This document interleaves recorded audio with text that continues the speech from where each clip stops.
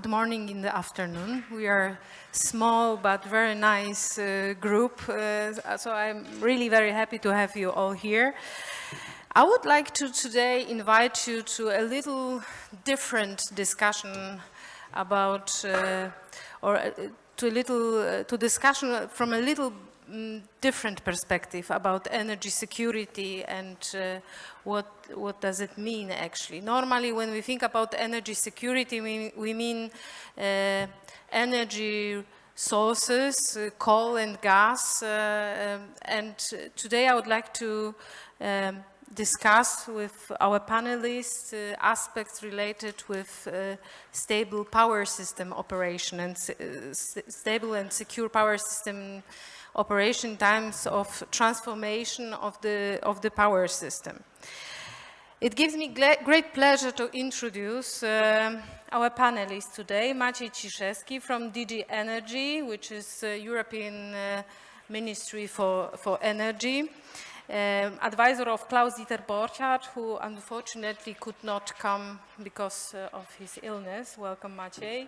Brigham McCown, CEO of Nouveau and in the past naval officer. Welcome, Brigham, in Warsaw.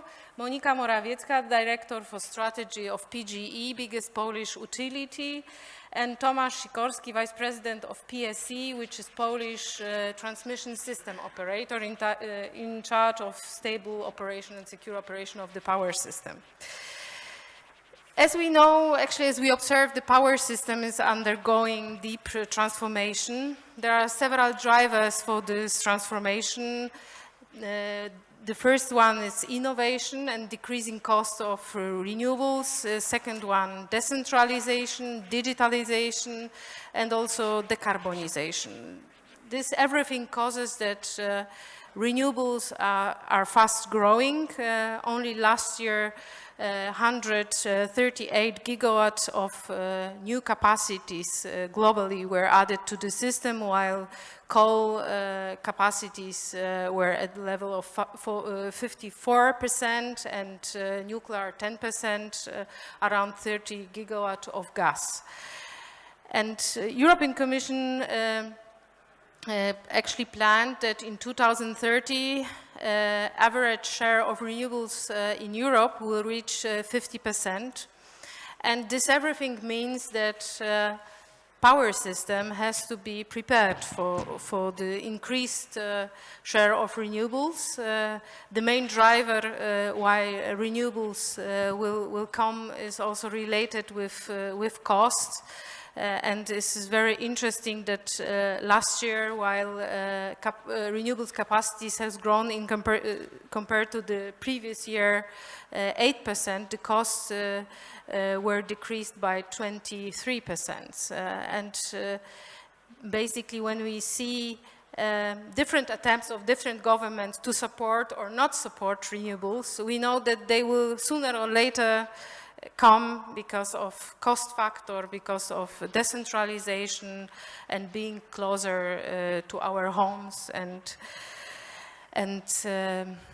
because they are still much more popular than in the past. So the first question I would like to direct to Maciej Ciszewski, and I would like to ask you, what is the vision of the European Commission? What are the current works related with energy transformation? How the European Commission is going to prepare European power system for that change?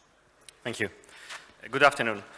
First of all, the energy transition that you mentioned, we consider this being a fact, and it's not only happening in Europe but also globally. So it's not Brussels' idea that now we have to bring European energy systems into the new era. This is happening, and we, as a European Union of 500 million citizens and diversified market in terms of generation and also natural conditions, we can tap all these benefits from the single EU market. In gas, it is becoming more and more the case that we have a single gas market. The presentation before showed it a bit, but we would like this to be also the case in electricity. This is why we have proposed a big legislative package. Yes, a lot of papers, a formalistic package but it is not a typical legislative initiative of the Commission, just like some could say, to produce new legislation and to get more powers to Brussels. To the contrary, this is to tap the potential of the transformation, to have all the technologies now available, deployed in the EU for the benefit of the consumers. And as I said, this energy transition will not happen in isolation, will not happen in Brussels, definitely. What we need for that is basically three things. Easier said than done, but still. First is a truly single EU energy market that is well interconnected, but it's not only about physical interconnection between the markets. It is also about efficient usage of interconnectors and making sure that the single EU market is not constrained by national systems which are not compatible and that constrain flow of energy between countries and regions. Secondly is the importance of the consumer. Why Brussels is dealing with the consumer? Well, we observe that the consumers now can be more empowered than ever. Because of technological revolution and digitalization, consumers could actually more actively participate in energy markets. This is not always the case. That's why what we propose is to give consumers more information about their consumption, about their rights, but also empower them via photovoltaics or local biomass installations to produce electricity locally in local energy communities and to either consume themselves or inject this energy into the grid. And point number three is security of supply, which is a term used a lot in current energy debate in Europe, in gas, but also in electricity. We believe that during the transformation to more integrated market, security of supply, while still being a prerogative of member states and responsibility of member states, has a different dimension, has a regional and more European dimension as well. We have seen in January 2017 very tense market situation in Bulgaria, Greece, and Romania, as well in France and Spain. And we could see that where regional cooperation and imports of energy worked better, they actually were able to rescue a market in need. So they actually contributed to security of supply. When on the markets in Southeastern Europe, where this cooperation was less effective or non-existent, the security of supply situation was actually worsened by this fact. So just to wrap up, we believe that the future of the EU energy market is also secure energy and also delivered by the common market. Thank you very much. And consumer, single market and security of supply. I'm just wondering, Brigham, what is now US discussion about energy transformation? We hear Donald Trump changing the paradigm of energy policy in US. What is your assessment at the moment? And I also, additional question, because it's always interesting while we create a common electricity market, we establish more interconnections between the states, between countries in Europe. I'm wondering actually how it looks in US. I think not all the states are interconnected, so this is additional question. Sure. So thank you.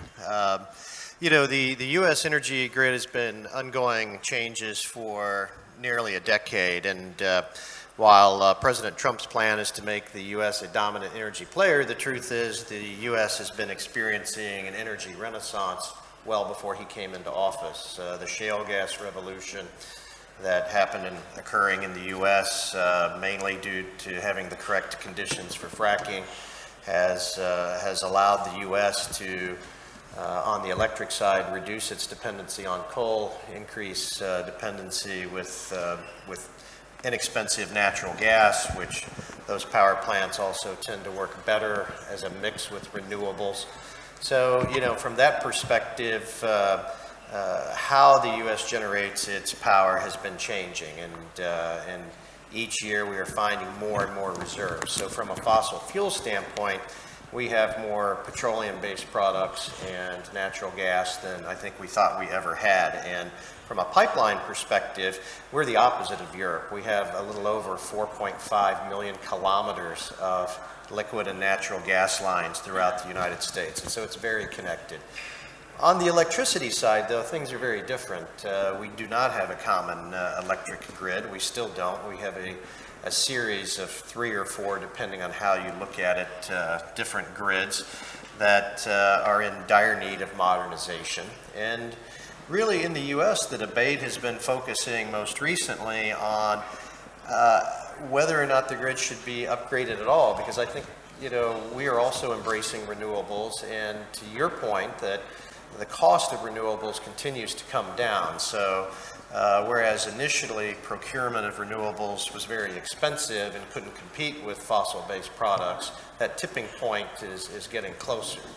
And so some believe we should go to a decentralized model of what we call microgrids, or only small regions connected by renewable grids. Others in the country say that would be a terrible idea because at least past 2050, 2060, you still have to rely on a mix of fossil and renewable fuels. And so that mix and having the influx and outflow of products means that you have to modernize the grid, and so it's even more important to have an interconnected grid. And while there are physical connections between different U.S. regional grids, they quite frankly don't work very well. They're meant for emergency use only, and it comes down to ultimately who's going to pay for the infrastructure.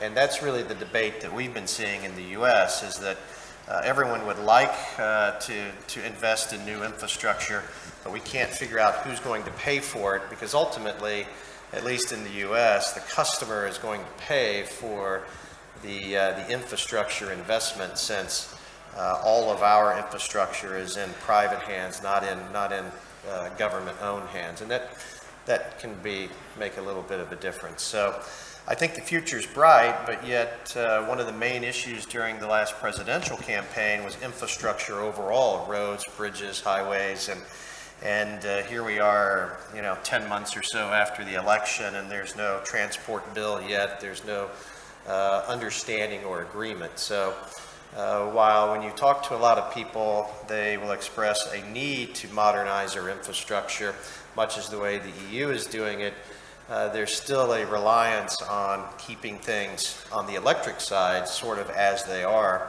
On the natural gas side and on the petroleum-based side, we've seen a lot of new pipeline infrastructure, but when it comes to electricity, I'm afraid we're still stuck in the 1950s a bit. Thank you. Indeed, also Europe faces now the dilemma on how to modernize the generation infrastructure and also transmission infrastructure, because the one which we know is already 40, the majority of plants is 40 years old, and we have to prepare for the new energy sector and new investment innovation. The next question I would like to direct to Monika Morawiecka and also President Sikorski, Tomasz Sikorski, because I'm wondering, what do you think? Are renewables, does the renewable energy strengthen energy security or weakens? This is my first question to both of you, but then to Monika, I would like to ask Monika, what is now the PGE strategy? How big utilities are preparing for this energy transformation or for new energy, or maybe it's not necessary? What do you think? I'll start with the second question, if I may. So I think Mr. Sikorski will be better placed to answer the first one, being responsible for energy security in this country. Well, of course, the big utilities are facing a big challenge all around Europe. Probably in Poland, so far, a bit less than all around Europe. I'm today in this nice situation that we've just announced our quarterly results for third quarter, and they were wonderful. So that's a plus. And always this question provokes an answer that yes, the future is not bright for us, and it's a big challenge. We will cope somehow. But on the other hand, there's this famous quote by Mark Twain: "The reports of my death have been greatly exaggerated." So I think we're not dead yet as well. Big utilities, and we are and will be for a foreseeable future system relevant in the context of energy security that we're talking about. Because if we're talking about the new, I'll come back to the first question of renewables. When you talk about renewables, whether they contribute to energy security? The answer is not a clear yes or no. You have to look at different aspects. Of course, they contribute to energy security in a way that they allow you not to import fossil fuels from abroad. That's a plus. On the other hand, they put a strain on the power grid and they require backup generation, balancing, and so forth, which is of course doable. It's costly, but it's doable. So that's a minus, you would say. So it's not a clear answer. And from our perspective, it's also not a clear answer what the future will look like for us. I mean, coming back to what I said, we will stay system relevant. Whether we will make a lot of money on being system relevant, that's a different question. Of course, again, if we were not to make money at all, then we would collapse, which would not be a desirable situation from the security of supply perspective. So there's a lot of room to maneuver, if you will, in this very complicated and very challenging landscape. And PGE, my company, actually I think is quite well placed towards this future. For starters, we have a large client base, 5 million clients. So that allows us to test and implement new business models for the future. We are starting to work with the startup scene in Warsaw. We have established our own corporate venture fund, looking at new models, new business models in this world. We have at least one big project for the future that is really well placed to play a big role regionally as well. That is an offshore wind project. We have just acquired, or we will actually close the transaction on Monday, which has been announced, so I'm not revealing any secrets here.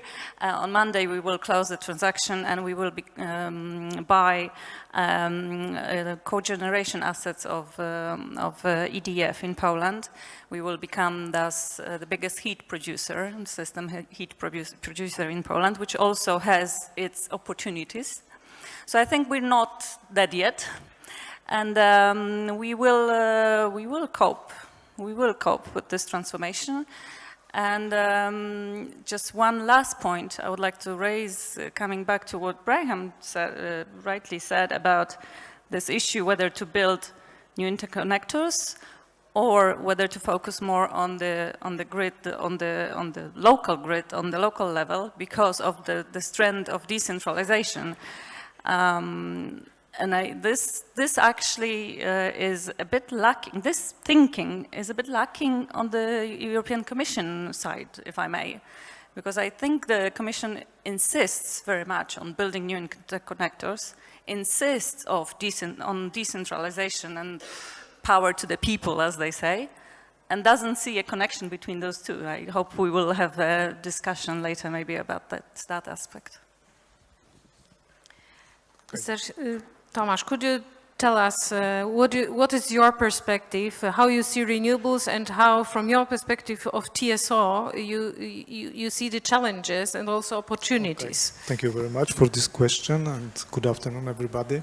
So the simple answer to your question is sometimes they contribute very much, sometimes they create a lot of challenges.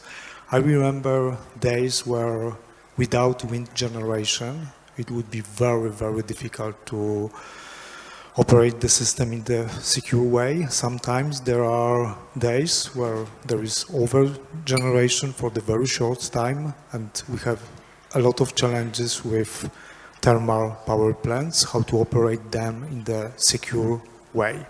But let me discuss or address the security topic in the more general way, because this is very much related to the market design. As you said, we are currently in the course of the energy transformation, and this is the fact, as many of us said. There are many challenges, but also opportunities related to this period. national market integration, RES integration, and proper generation investment are examples, in my opinion, of vehicle to the new, probably, I believe, more efficient electrical system. But of course, success is not guaranteed. Our goals are very ambitious, and it must be properly addressed. Fortunately, we are supported by, as you said, digitalization, new roles on the market, like prosumers, like smart grids, like active customers. It should help us to achieve our goals. But on the other hand, as we all know, market-based approach to energy sector promises us to open and not discriminatory access to the network. What does it mean in practice? First of all, it means efficient utilization of the existing generation and network. Efficient utilization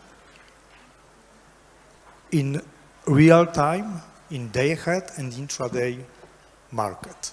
And this is the first point. The second point is that market-based approach also promises efficient development of generation and transmission infrastructure from the viewpoint of customer interest, long-term customers' interest.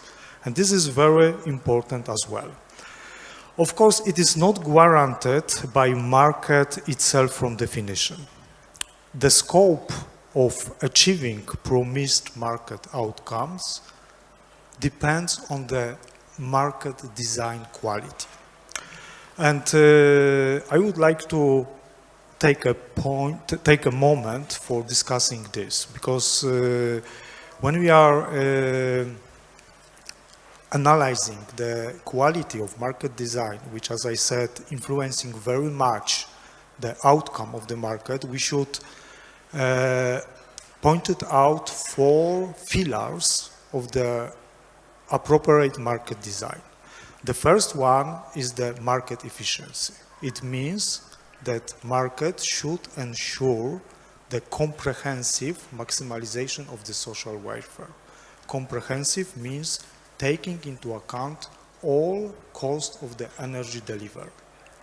Congestion, energy production, losses, reserves, and everything which is needed to ensure energy delivery and secure system operation. The second one, which is more or less obvious, is the system security, which means that market outcome must fulfill all technical constraints of system operation. The third one, not well known but very important, is incentive compatibility. Incentive compatibility means that price signals should ensure that behavior of market participants is in line with the economic and secure system operation. This is very important when we are discussing the distributed generation and active customers, because this is the only way how the market could coordinate the behavior of distributed resources. And the last but not least is transparency, which is more or less obvious, but the aim is to allow market participants to understand both the power system and market operation. And in order to have a workable market, we must ensure that all these requirements are fulfilled. What is the reality now? Reality is that, at least in Europe, the market and system operations are disintegrated. It creates a lot of challenges, but the main, let's say, the main and the most crucial point is disrupted competition.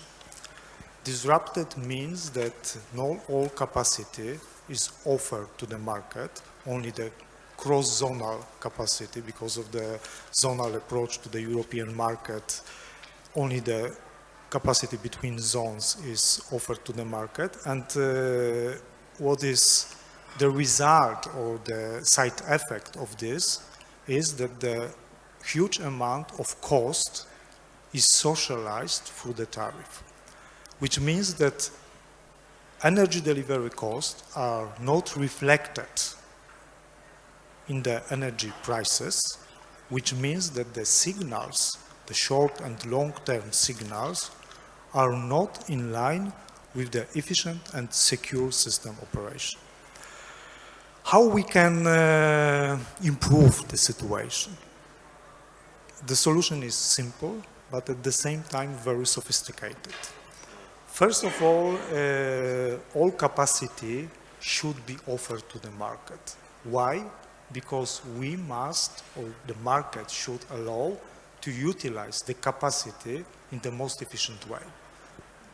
What does it mean? It means that at one time, in one place, day-ahead or intraday market, the whole capacity should be offered to the market participants, and based on the bids submitted by the market participants, it should be utilized to these market participants for whom the value is the biggest, the value of the capacity. But at the same time, the utilization of the capacity should be in line with the security of the system operation. And this will be the result which is efficient both from the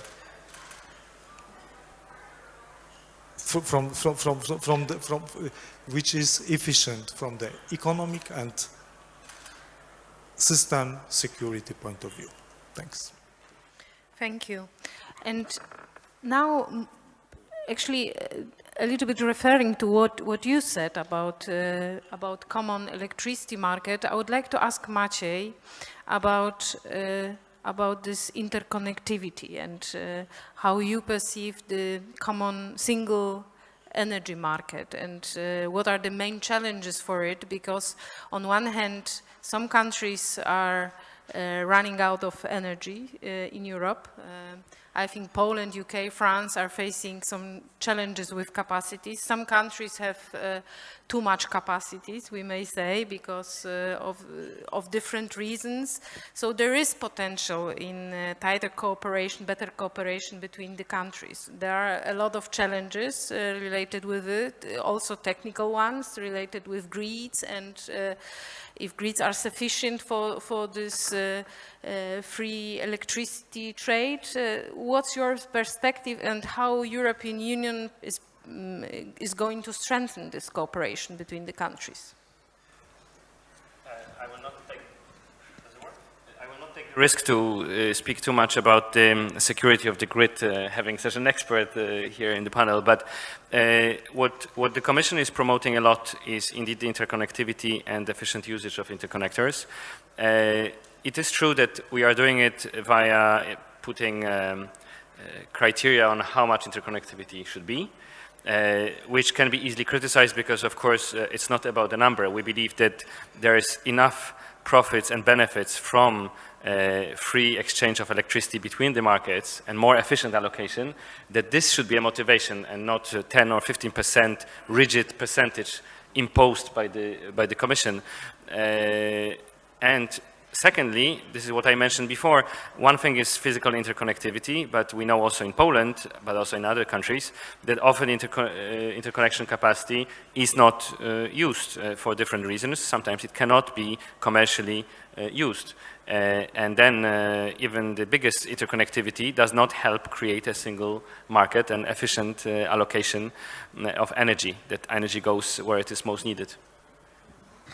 And could you say something about risk preparedness? Because I think this is a very interesting aspect of the winter package, the biggest EU energy reform ever, and how this cooperation around risk preparedness could look like in the future. What we have observed is that when the situation becomes tight in the energy system, member states have a tendency of, as they are responsible for security of supply, of going a lone approach, basically, often even closing the borders using non-market measures. But what we've also seen on some markets is that exactly in these tight situations, free flow of energy can also contribute to security of supply. As I said at the beginning, what happened this year between Spain and France, as well as between Bulgaria, Greece, and Romania, kind of was a real-life example that the risk preparedness we made, the proposal that we made, goes in the right direction. And actually, we are not even going as far as in gas.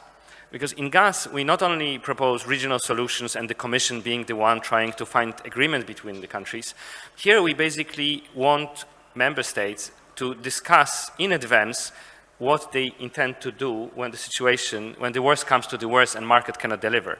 What will happen in simultaneous scarcity situation?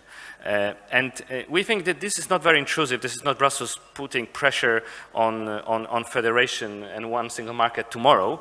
We think that these are very non-intrusive measures which will build trust between member states and then will basically deliver more security of supply in tight situations. Yeah.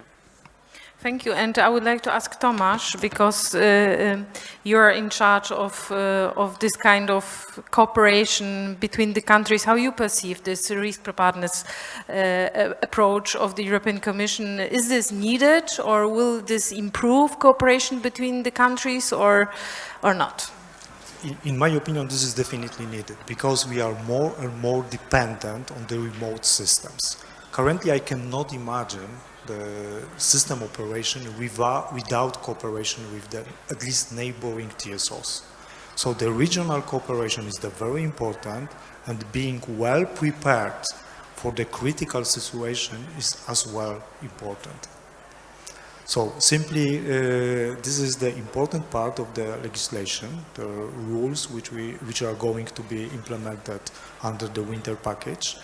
And I believe that on the one hand, this is needed, and this will be very important to have these rules for at least managing the scarcity situations, which will be the huge challenge when we have the deficit of electricity in one country, and it must be somehow managed by, let's say, regional TSOs in the region, or probably even in the bigger areas like continental Europe, or including the Nordic countries and Baltic states.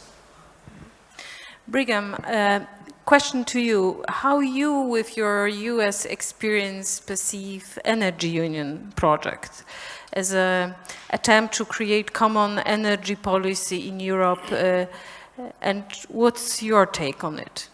Sure. Well, I think, the aspirational goal is very important.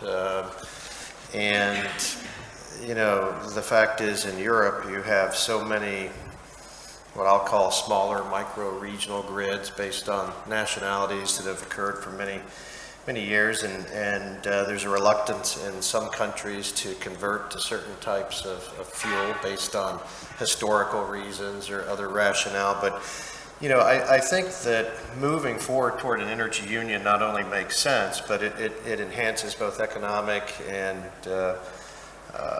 prosperity as well as security, because when you drive inefficiencies out of the system, what you get is a better value for the energy, because you're able to freely transmit different forms of energy at a lower cost, and that transportation cost can be significant. And for example, to your earlier question, I forgot to mention that the U.S. would love to sell LNG to every country in Europe, I'm sure, but one of the issues with it is it's almost impossible to compete at a price point with supplies from the East, and that has proposed or is constructing almost 24 LNG export facilities. So I think you'll see as that continues, the price will come down.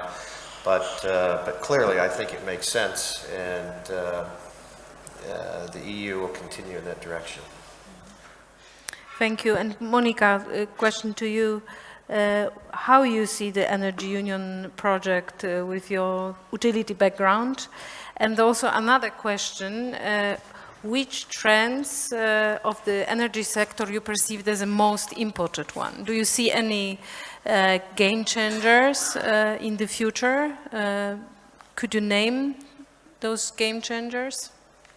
I think you talked about the main trends at the beginning, so I definitely agree with them, especially the technological change that we are seeing, and that will not be stopped by anyone, because if we're talking about regulations, subsidies, market designs, this can be man-made, so-called, I mean regulation-made. When we're talking technology, it will just happen. And it's good that it will happen. So I think that's definitely the issues that are very positive, because being a utility, of course, that has the majority of its power produced from fossil fuels, I should be very adamant about keeping tight to it and sticking to it forever. But no, I think it's a very good project, this world project we have now, because I would say it's a world project to move towards renewable energy for total energy supply in the world in the very distant future. But I think we will get there, because as humanity we are very innovative species, and we'll get there. Depending, I mean, we don't know when yet, and I'll probably won't live that long, but we will. So that's an answer to your question, the second question. But the first question, I would rather play devil's advocate here, if I may. Because we talked about this, and I agree, best usage of existing infrastructure. Especially interconnectors. Well, the current usage of interconnectors around Europe is roughly 30% of AC interconnectors. So, if I may, my question is, so what do we do about it exactly? Because I haven't heard that yet. So the problem is there, we see that problem, but the only answer I'm hearing is, let's build more interconnectors. Am I missing something here? I think Mr. Sikorski talked about market design, rightfully so, and that we first have to have the right market design to really use the existing infrastructure, and then think about where and when to build new infrastructure cost effectively and based on cost-benefit analysis. So that's a very important issue, I think. Then about the risk preparedness regulation. You cannot dispute the fact that it's good to cooperate. Definitely, we all could agree on that, and we agree on it. But reading this regulation, I was actually quite amazed, because it's 40 pages long. It's not very long, if I am correct. But all it says you member states should talk to each other and make the plans for the future. That's, if I could summarize it in one sentence, that's what it says. Am I wrong? So, well, this regulation will build trust? No. The actual talking to each other and making the plans will maybe build trust when the plans are tested and verified and are working. Because what we are lacking as well is a more honest discussion on what it really means helping each other in terms of simultaneous crisis, as you mentioned, and simultaneous scarcity, because the fact that when in one country we have more capacity and the other country is experiencing a shortage and we help each other, that's no issue. The issue comes when there is a dark winter night and windless, and there is some crisis in generation capacity and a peak in demand, whatever. No, not night is not peak in demand, but evening, let's say. And that's an issue that we have to cope with, and I don't see answer for that, especially when it comes to cost sharing. And especially when it comes to the rules of how are we going to, who to help first, or who to help last in that respect, or who to disconnect first, and based on what criteria. So I think we have a lot of thinking and talking still to do. You would like to add something, yes? Let me add a few words about utilization of the cross-border capacity, because what Monica said is true, but when we add that the commercial utilization is around 30%, because in fact the real utilization is 100%, sometimes more than 100, is going to be utilized, and TSO must take some correction or remedial action just to reduce the commercial trade to the physically feasible value. And why? What is why this is happening? This is due to the fact that the market, the European market, is divided into two markets. The first one is the internal one, which is run inside the bidding zone, and the next one is the cross-border market. And there are many cases when internal transactions take the cross-border capacity before the European market is run. That's why the commercial capacity offered to the European market is reduced before the European market is run, is simply taken.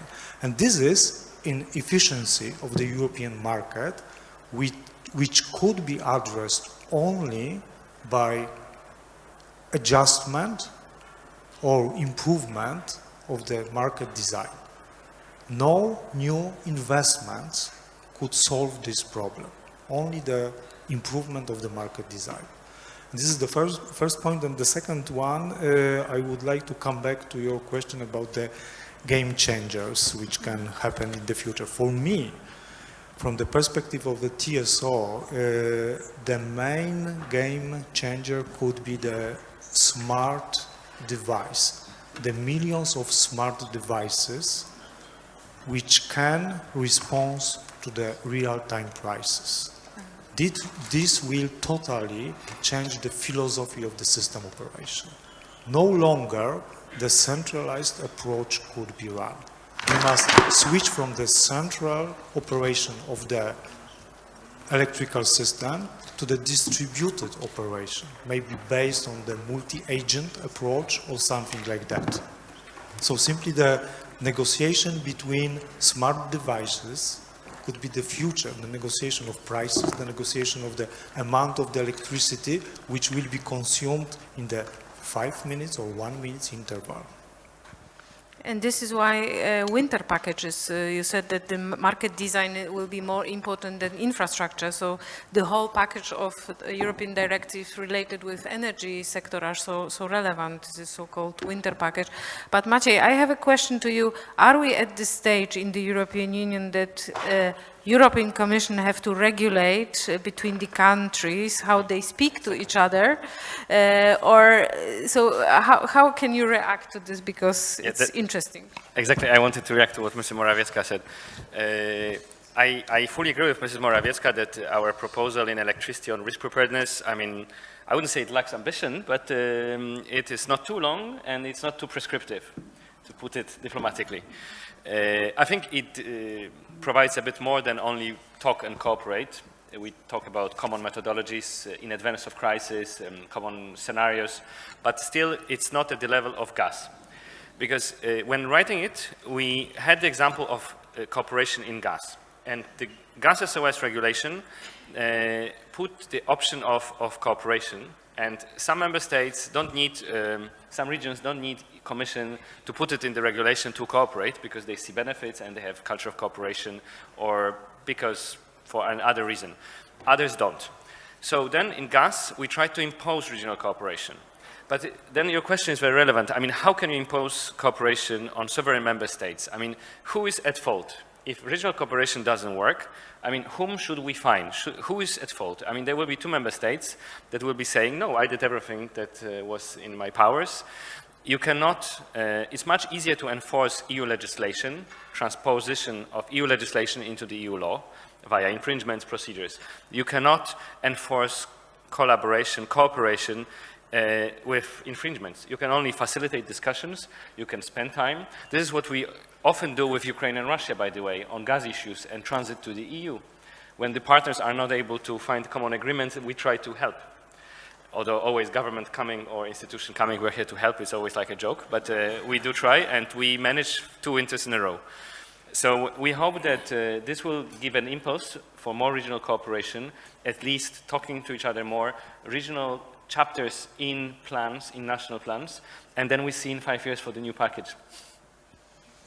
It's because for the operation of the system, currently national TSO are responsible. There was this attempt in winter package to create regional operational centers, but it was actually perceived by all member states very negatively. So currently we are at the level of the discussion where we discuss better cooperation, but this institutional framework, who is in charge of security of supply when the scarcity appear in 2 countries or more, is unsolved.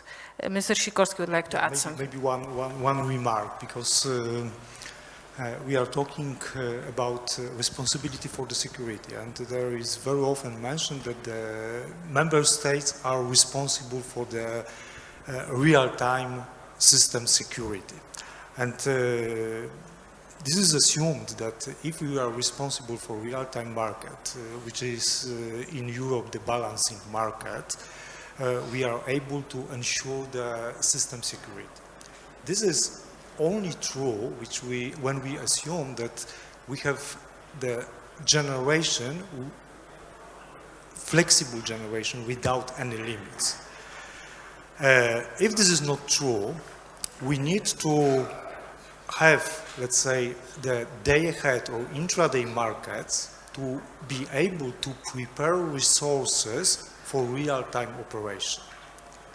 And this is the very tricky issue, because now in Europe you understand that system security is very much dependent on the results of the markets. Not only real-time markets, but also intraday and day-ahead markets.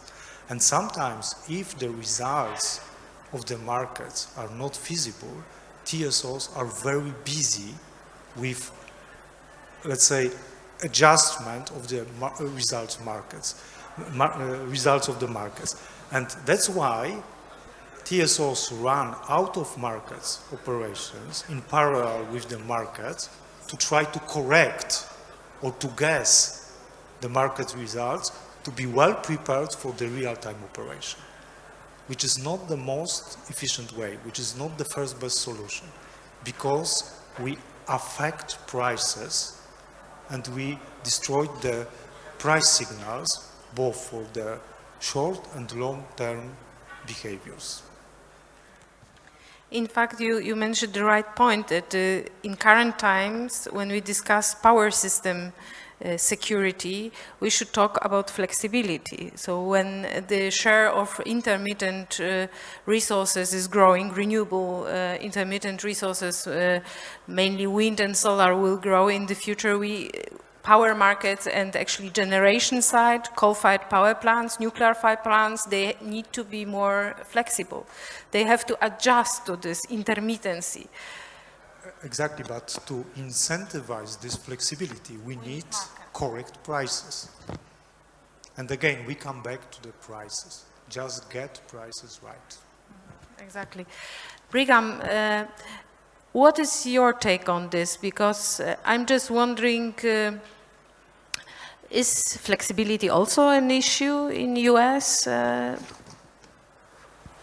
it is an issue in the U.S. And I think, you know, the success of the U.S. market has been that it has redundancies, it is resilient within certain confines. We've started to take advantage of smart systems, smart meters, the Internet of Things, the hurricanes that occurred along the Gulf Coast and in Florida. Power was very quickly established because of new technologies that were placed at substations, which allowed the power grid to degenerize before it was damaged, which meant that there were very few transformers and other physically hardened facilities that had been upgraded, allowed them to come back up online. wooden poles have been replaced with concrete poles in certain areas to make it hardened.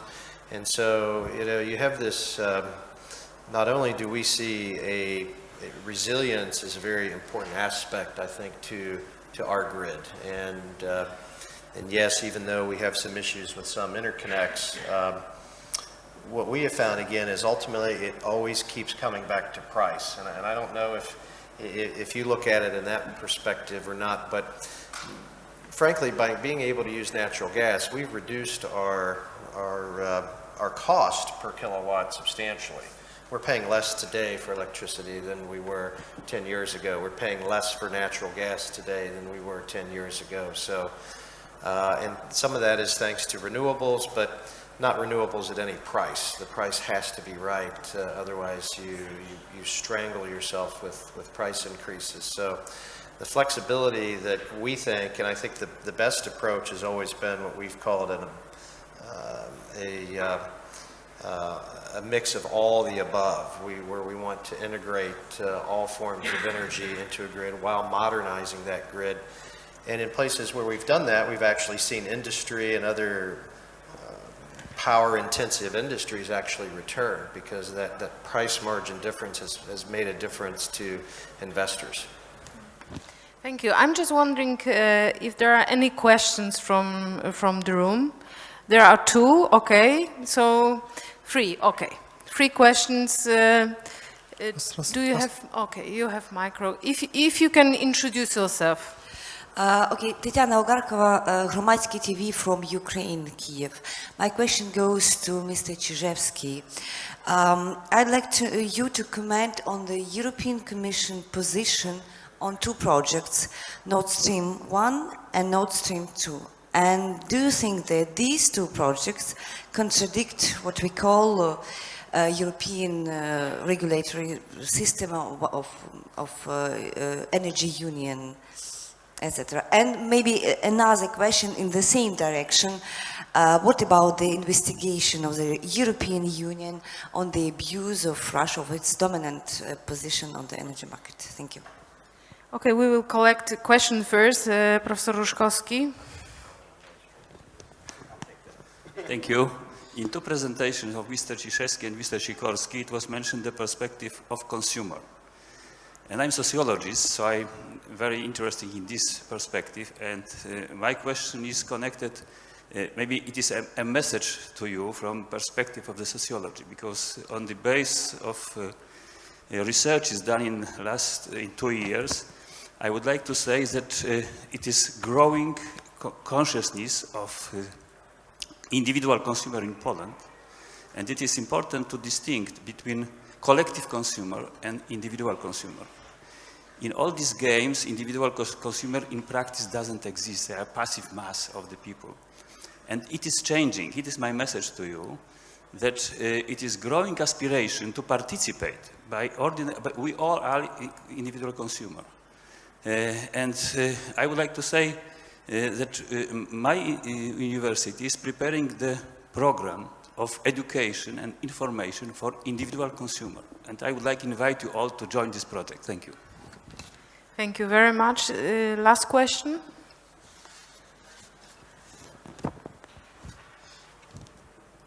I'm Gintaras Bagdonas from Vilnius, NATO Energy Security Center of Excellence, Lithuanian Army officer. Actually, I would like to add something to our Ukrainian journalist question on the Nord Stream 2. Well, Nord Stream 1, I don't have any questions because it will, since 2011 it's we discuss here on the interconnectivities among the European nations, European member states. I'm just worried if now more than half of gas comes from Russia, I think about 60% or even 45. Yeah, well, even less, yeah, okay. So, but then current infrastructure, well, is absolutely underused, which is infrastructure for gas transportation from Russia to Europe. It's about, if I remember, 240 or 50 billion cubic meters. And Russia intends to build Nord Stream 2 to circumvent probably Ukraine and other, and from additionally there's other plans to build Turkish Stream or some other pipelines.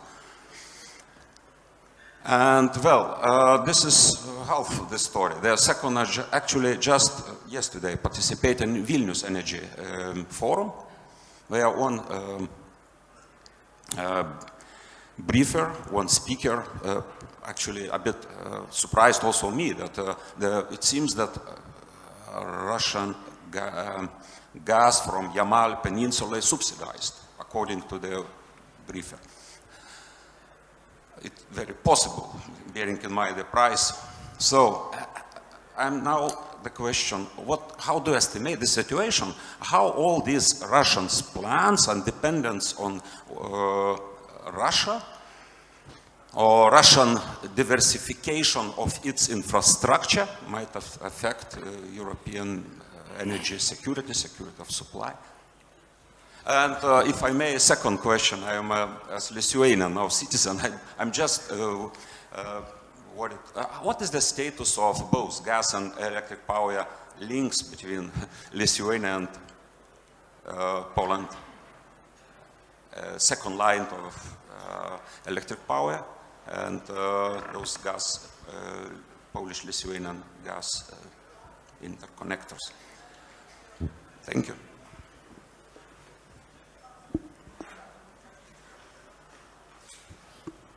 Thank you very much. Alexander Szymasz, European Parliament. Just a very quick question, I think mostly directed to Ms. Morawiecka. We've mentioned every type of energy possible here, except for nuclear, I think. And with the general direction of moving away from coal, even as a capacity market tool, I'm wondering what is the future of nuclear energy in Poland from your perspective, given that the supposed investment plan in Polish nuclear is getting further and further away. So, just comment. Thank you. Okay, thank you very much for the questions, and let's make a short round if somebody feels, Maciej for sure, Monika, Mr. Sikorski, Brigham. So let's, yes, Maciej, start. I will start with the easy question, which is Nord Stream 1, Nord Stream 2. Nord Stream 1 is no longer a project, so let's move to Nord Stream 2. From the very beginning, since Nord Stream 2 was announced, the Commission's position was clear that we don't find this project being in line with Energy Union objectives, including diversification policy of the EU. This being said, EU has no powers to vet projects. EU is not killing projects that it likes or doesn't like. And we are not vetting Nord Stream 2, and we are not vetting LNG terminals, for example. Projects which we believe support Energy Union are conducive towards diversification. We support financially, we support feasibility studies, etc. But actually, it is very important that you ask this question today, because I think it's no public knowledge that today the College of Commissioners adopted decision on a proposal on clarifying the gas directive on upstream pipelines. Because there was a big discussion whether the offshore bit of Nord Stream 2 and other pipelines of the same type, if it should be applicable or not. So the Commission will make a legislative proposal on that, and then we'll see what happens next. Did I answer your question? And then there was on antitrust. I have a lot of sentiment to this antitrust case because for 4 years I've been working on it. I started it with other colleagues. As you know, Gazprom proposed commitments, and there was a public market test of the commitments proposed by Gazprom. To my knowledge, we have received many replies and many very good and factual replies, which needs to be digested by the Commission and then eventually also by Gazprom, because then it will be up to Gazprom to either deliver new commitments that will take into account the comments of the market or not. And then it will be again the Commission's decision to either accept the new commitments or to just propose a fine.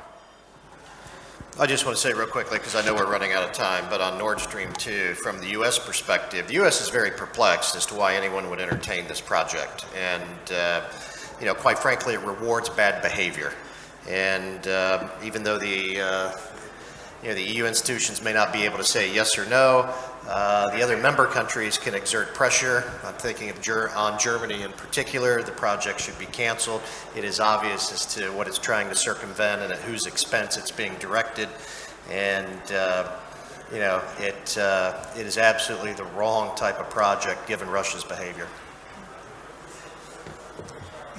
Okay, short comment on the message from Professor Łuszkowski.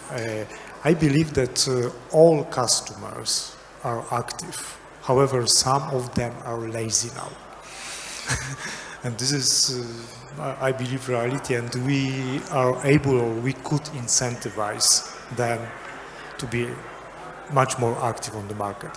And referring to the question about the interconnectors between Poland and Lithuania, I am not able to answer the question about the gas connection because I'm representing the electrical system operator, but referring to the connection, electrical connection between our countries, as you probably know, there is the double circle line between Poland and Lithuania, and currently there is the 40SO study related to the synchronization between Baltic states and continental Europe based on this interconnector.